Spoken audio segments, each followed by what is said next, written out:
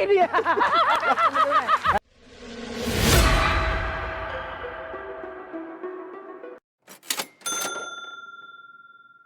Kawan-kawan, di beberapa kesempatan saya selalu bilang ciri-ciri atau syarat-syarat untuk menjadi pembenci Pak Jokowi dan keluarga. Yaitu nggak tahu diri dan nggak tahu malu. Terus berani koar-koar sekalipun belum tentu kebenarannya. Kebenaran ntar dulu. Suka merendahkan orang dan merasa paling benar sendiri. Masih ingat kan kita bagaimana Roy Suryo CS merendahkan kawan-kawan ojol? Dan faktanya, apa yang mereka tuduhkan itu semuanya ngawur. Kali ini Roy Suryo atau akrab dipanggil Roy Panci bernarasi sedemikian rupa, berapi-api, membawa-bawa nama Indonesia segala. Begitu arogan dengan ketawa sombongnya. Sehingga seorang ahli atau penasehat senior pendidikan lintas negara merasa gerah mungkin mendengarkan Pak Roy Suryo ini berceloteh sebegitu ngawurnya. Dan tentu saja beliau merasa berkewajiban untuk meluruskan narasi-narasi sesat Roy Suryo ini. Mari kita simak kawan-kawan. Saya nggak rela orang Indonesia dibohongi orang nggak logis ini. Kalau manusia seperti ini, SMA kok disarakan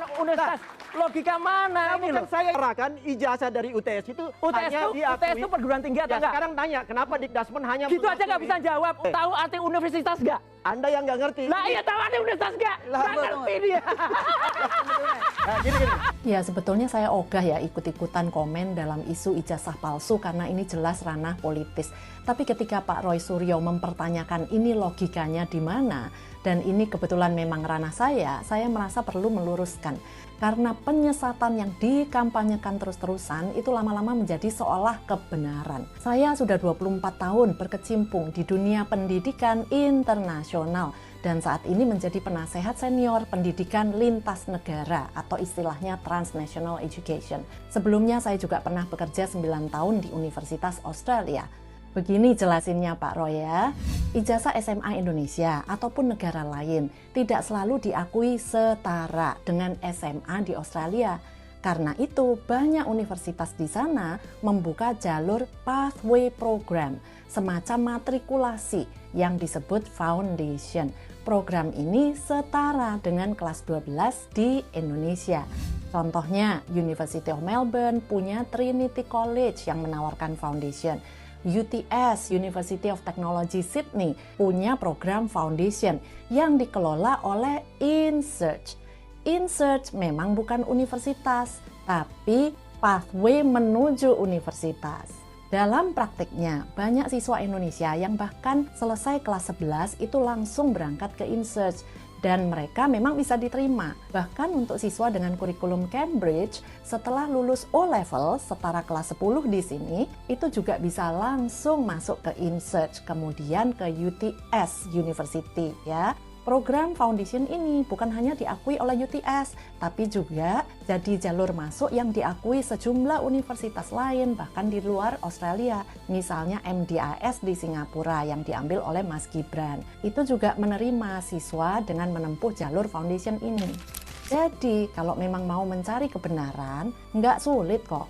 Program InSearch ini bahkan ada di Indonesia, ditawarkan lewat UIC College. Silahkan monggo, bisa langsung dicek ke sana tanpa berdebat panjang lebar. Tapi kalau memang mau mencari kebenaran ya. Kalau mencari kebenaran nggak sulit kok, kata ibu ini. Tapi sayangnya ibu, mereka tidak mencari kebenaran. Mereka memilih jalan yang sulit tentunya. Jadi clear ya kawan-kawan, ibu ini sebenarnya tidak mau terlibat karena kata beliau ini adalah sudah masuk ranah politik. Tapi beliau mempunyai kewajiban, beliau terpanggil karena ini adalah bidang dan keahlian beliau. Menurut saya ibu inilah yang sudah berkontribusi untuk Indonesia ini. Ibu inilah yang benar-benar mencintai negeri ini. Beliau tidak mau anak-anak bangsa ini tersesat dengan narasi-narasi konyol atau kampanye-kampanye konyol yang dilakukan Roy Suryo CS. Dengan penjelasan yang begitu detail dan elegan, kemudian mempersilahkan untuk mencek website yang ditunjukkan oleh ibu ini. Kira-kira Roy Suryo CS akan melangkah seperti apa lagi? Akan mengcounter seperti apa lagi kira-kira? Apakah akan bilang nanti websitenya itu palsu? Ya begitulah, selagi syarat-syarat itu masih dipegang teguh, akan pasti ada cerita lagi. Sehat selalu kawan-kawan, salam santuy.